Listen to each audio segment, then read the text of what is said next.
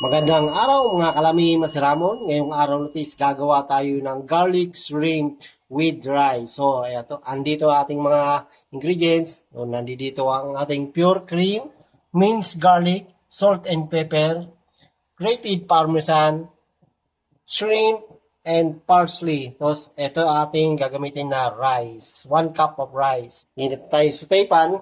Lalagay lang tayo ng butter. Yan. Yan, pag nag-melt na ating butter, lagyan na natin ang minced garlic. Tayo lang natin hanggang sa mag-golden brown na ating garlic. Yan, pag nag-golden brown na yung garlic, add natin yung shrimp.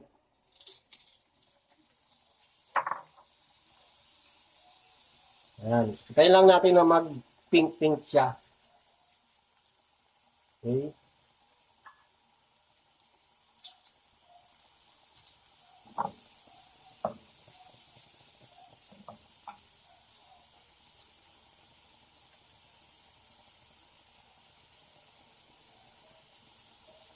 Just 1 minute siguro, babalik na rin na natin ito. Madali naman maluto ang shrimp. Yan.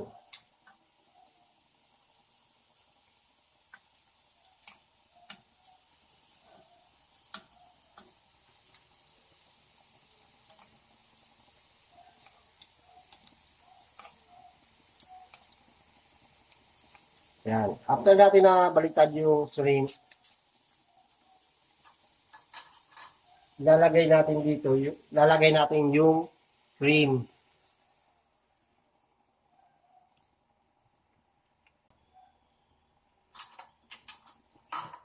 Then, salt and pepper.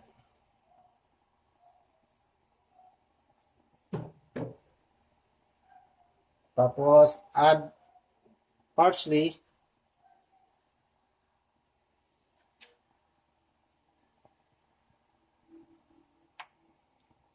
Tapos, parmesan.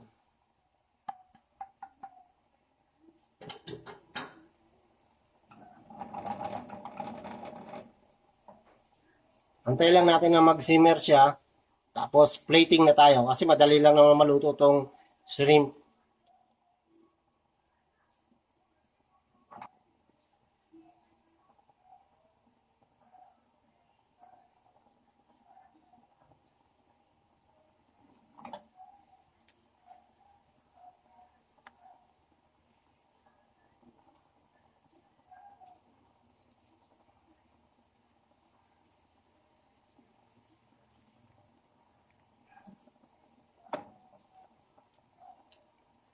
Yan. Almost, ito na yung rice. Lalagay na natin sa plate.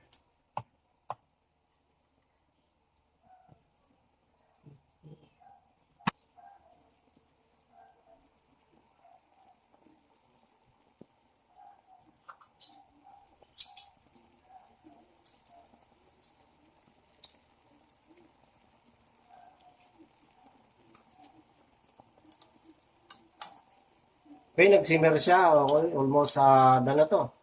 Plating na tayo. Okay.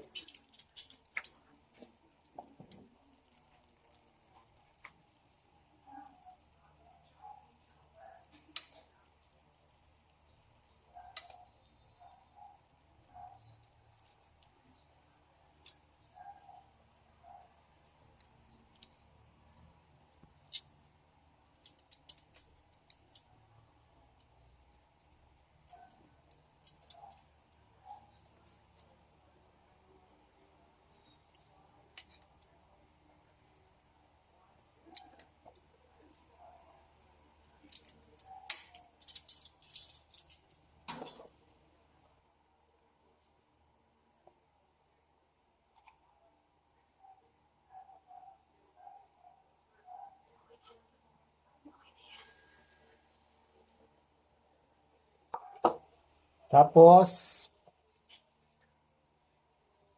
garnish ng parsley. Peng, peng, peng! Yummy, yummy!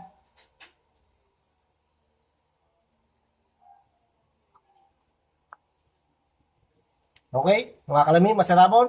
Ito na ang garlic shrimp with rice. So, kami, Masiramon, kao na.